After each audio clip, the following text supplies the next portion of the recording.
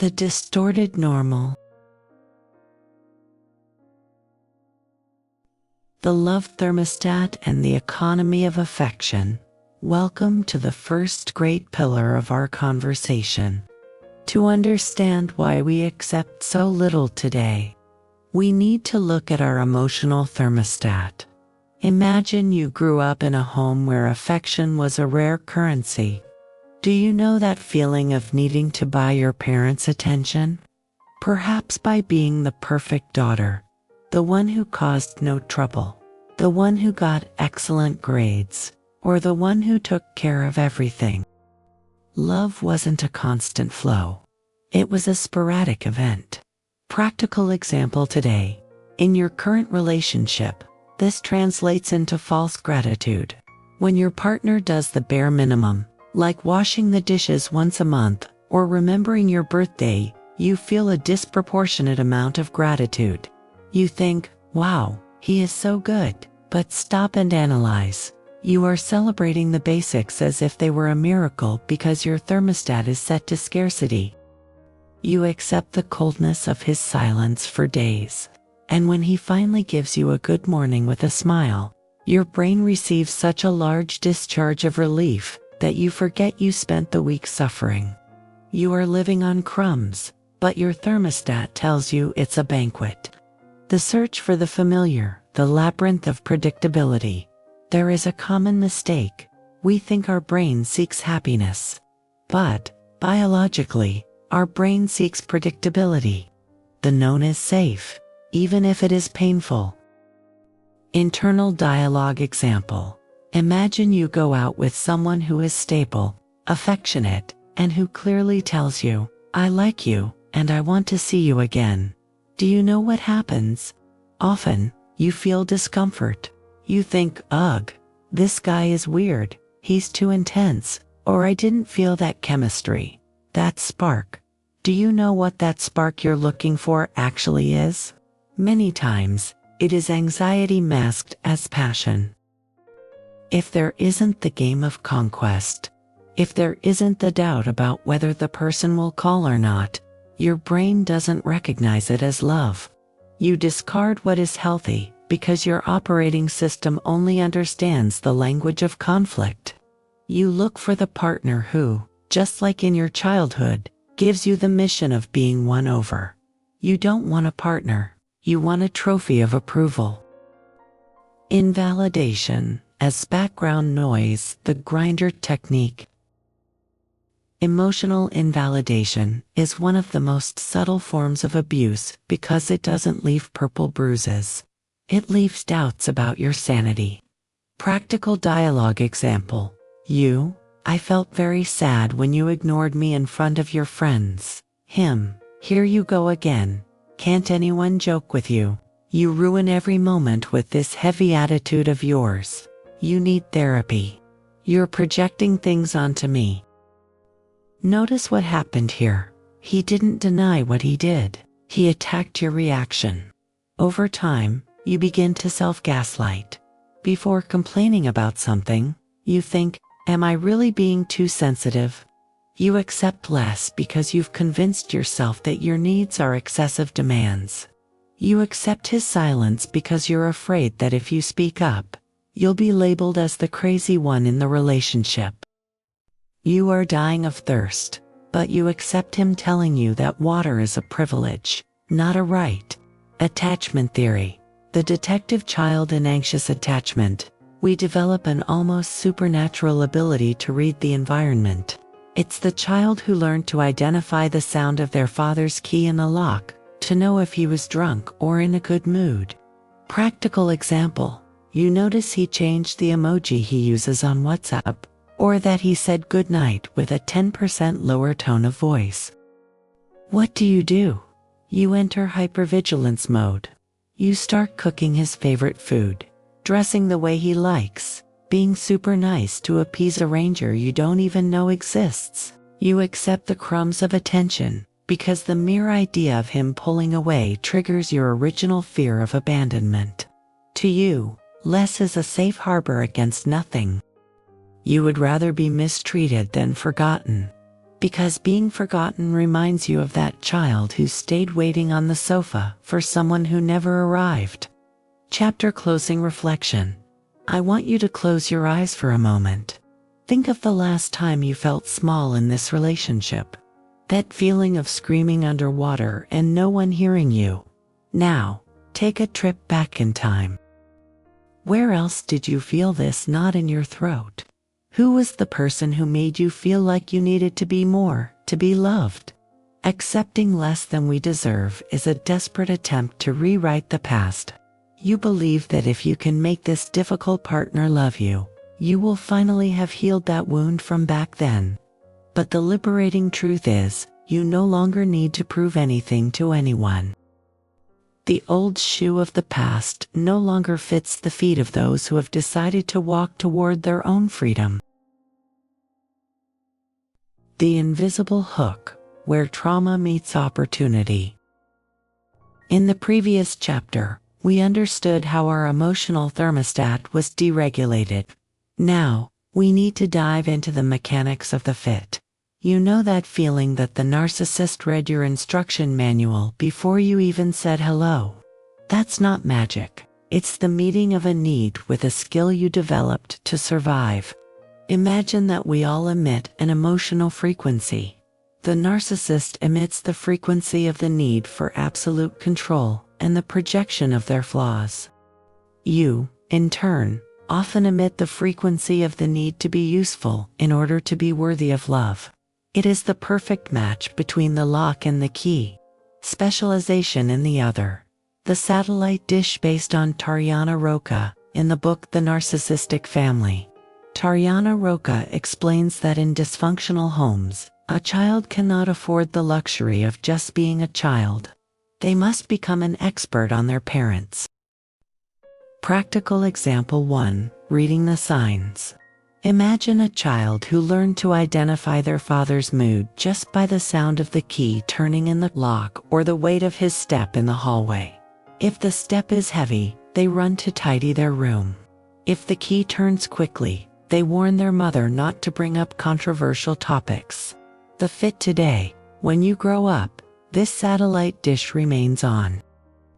In your relationship, you notice that the narcissist changed their tone of voice by 5% or that they didn't use their usual emoji on WhatsApp. Instead of questioning their behavior, you enter crisis management mode. You start cooking their favorite dish or keeping quiet to not ruin the mood, even before they say they are irritated. You become the manager of the emotions of an adult who should be responsible for themselves. Practical example 2. Strategic invisibility. Think of that daughter who learned she only received praise when she didn't cause trouble. If she was sick, she suffered in silence so as not to burden her narcissistic mother. The fit today. In your current relationship, when you are exhausted or sad, you hide. You are afraid that if you show your needs, the narcissist will find you heavy or complicated. The narcissist loves this because they want the entire stage for themselves. They find in you the partner who never asks for anything but is always ready to deliver everything. You nullify yourself so they can shine alone. The projection of shame, the emotional garbage dump. Based on Burgo, Joseph Burgo in The Narcissist You Know, brings a fundamental concept. The narcissist is driven by a shame they cannot process. Therefore, they need an external dumping ground. And the chosen target is always someone who is already used to carrying others' guilt. Practical example 1. The transferred error. Let's say the narcissist forgot to pay an important bill and will now have to pay a fine.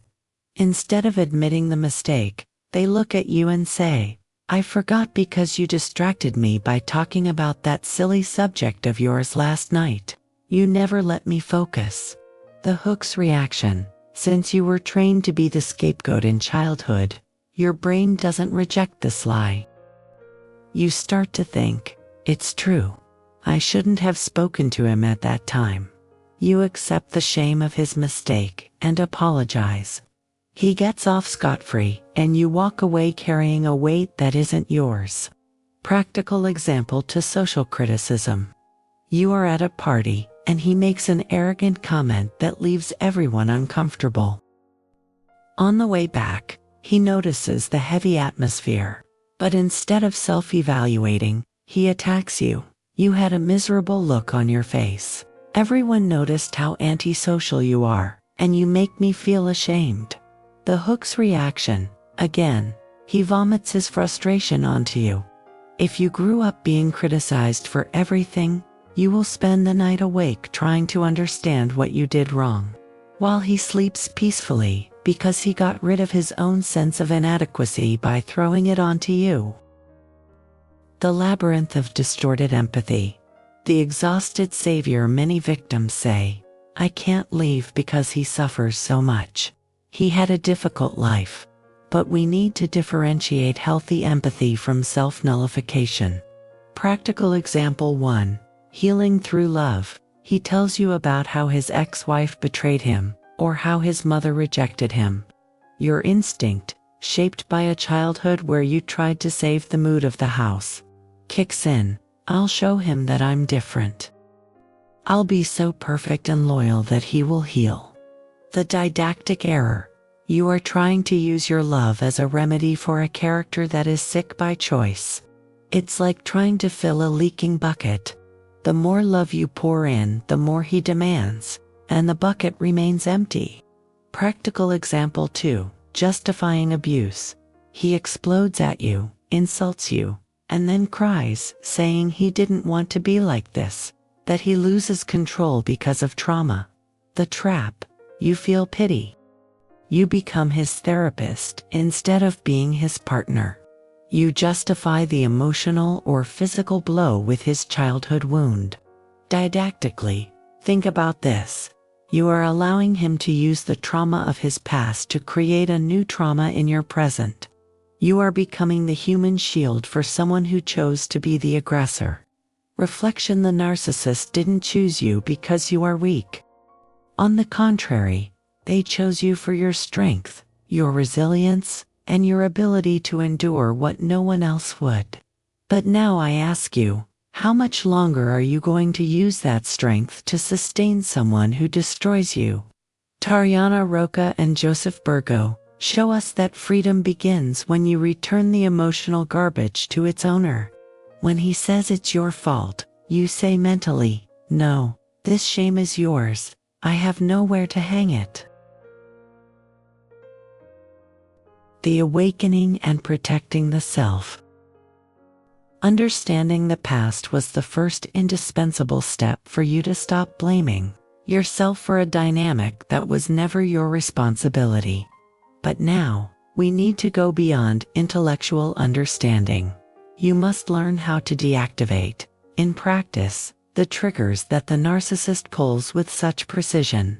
Real change does not begin with his behavior, especially since, by now, you have realized he has no interest in changing, but rather in your ability to interrupt the reaction cycle. 3.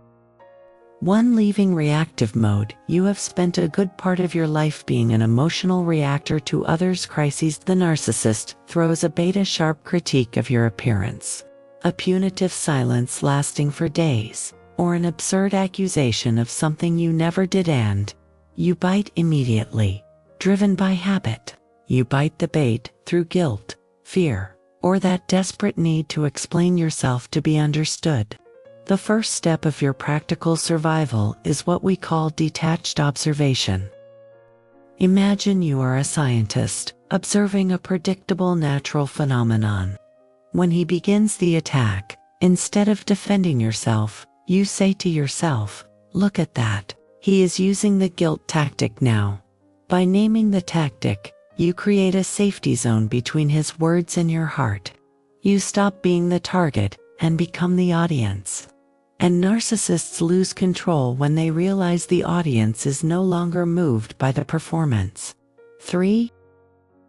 To the gray rock technique. This is where an essential technique described in narcissism survival manuals comes in. The gray rock. The goal is to become emotionally invisible and as uninteresting to the aggressor as a common rock in the middle of the road. Narcissists seek what we call supply, which can be your joy, but can also be your crying, your anger, or your 2-hour explanation. Being a gray rock means giving short, monosyllabic answers without emotional charge.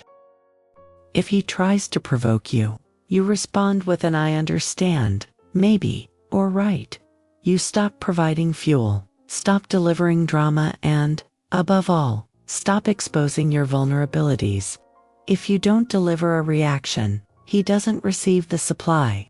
Over time, he tends to look for another source, because you have become boring for his manipulation game. 3. Establishing withdrawal boundaries. Setting boundaries is not about trying to change the other person or dictating rules for them to respect you. It is about defining what you will do when the disrespect happens. It is understanding that if he starts shouting or insulting, you are not obligated to stay there listening. You say, "I do not accept being treated this way." If you continue shouting, "I am going to leave the room." And, if he continues, you leave. The great didactic error we make, based on our family trauma, is believing that a well-founded explanation will bring clarity to him. But the naked truth is that narcissists do not seek understanding. They seek to win the argument at any cost. Explaining yourself to a narcissist is giving him a map of your insecurities so he can hit you better next time. 3.4 Energy economy and reconstruction. Save your words. Guard your vital energy for your own healing instead of spending it trying to enlighten someone who chose to live in the dark. You owe nothing to someone who uses your pain as a weapon against you. Start, as of today, to rebuild your identity and your dreams away from his shadow. Remember who you were before this thermostat was broken for the first time back in childhood. Emotional autonomy is your greatest ally, and although the awakening hurts and causes an initial sense of loneliness, it is the only door that truly leads to freedom. You are not losing a partner. You are recovering yourself. The reunion. Rebuilding life beyond abuse. We have reached the most important point of our journey. After understanding how the entire mechanism the narcissist used to manipulate you and control your feelings works, and learning to silence the critical voices that were never yours, the inevitable question arises: who are you now? For a long time, your identity was a reflection of someone else's needs. You were the shield that parried the blows, the savior who tried to fix what wasn't broken, or the perfect daughter who stifled her own voice to avoid causing trouble. Real healing begins the moment you accept that the abuse was something that happened to you, but it is not your essence. 5.1 The Archaeology of the Self. The Reconstruction of Identity is a process of emotional archaeology. Imagine that your true personality has been buried for years under layers of rules and fears imposed by the narcissist. Now, you need to excavate with patience to find what was buried. Practical example 1. Rescuing your tastes. Think of that person who, before entering this cycle, loved music, painting, or simply walking outdoors. Perhaps the narcissist said your hobbies were a waste of time or that your friends were a bad influence. Over time, to avoid conflict, you stopped doing what you loved. Healing today is returning to those places. It is buying that canvas, listening to that playlist he hated but that made your soul vibrate. It is understanding that you don't need a utility to be happy. You have the right to experience pleasure just for existing. Practical example 2. The silenced voice. Remember all the times you wanted to say no or express a different opinion but kept quiet to keep the peace. The reconstruction of your voice happens in small acts. It is choosing the restaurant you want, deciding the color of your home's wall without consulting anyone, and rediscovering that your opinion has value. You are relearning how to be the master of your own decisions. stepping out of the supporting role to take on the lead in your own story. 5.2 Effective self-responsibility. In this phase, your greatest commitment must be to effective self-responsibility. This means something liberating yet challenging. Stop waiting for the narcissist to apologize, or for him to finally understand the harm he caused. Waiting for his repentance is staying tied to him by an invisible thread of hope. The example of internal validation. Imagine you spent years trying to prove to him that you are a good, loyal, and hard-working person. Every time he called you crazy or ungrateful, you doubled your effort to prove the opposite. Healing is when you stop trying to convince him. If he thinks you are the villain of his story, let him think that. Your truth does not depend on the judgment of the one who hurt you. Forgiveness here is not about excusing his behavior, but about releasing the weight of the hurt so that you can walk lighter. 5.3 Setting the new thermostat. From now on, your emotional thermostat must be set by you, and not by the crises of others. You need to learn to recognize the value of peace. Often, after years of chaos, stillness seems strange, almost like a dangerous boredom. Practical example of recalibration. When you meet someone new, whether a friend or a suitor, and that person is predictable, kind, and clear, your trauma might say, "I don't feel any chemistry. This is boring." Stop and analyze. This lack of chemistry might actually be the absence of anxiety. You are learning that love is not a roller coaster. Love is solid ground. Healing is choosing the boring person who respects you instead of the exciting one who destroys you. Final reflection. As the survival manual says, patience with yourself is your new superpower. Healing is not a straight line. There will be days when exhaustion hits and the voice of the past will try to pull you back, and that's okay. Acknowledge that pain, but do not live in it. You didn't survive just to carry scars. You survived to finally live your own life. The old shoe of the past has been left behind, and the path ahead of you is wide, bright, and most importantly, it belongs to you.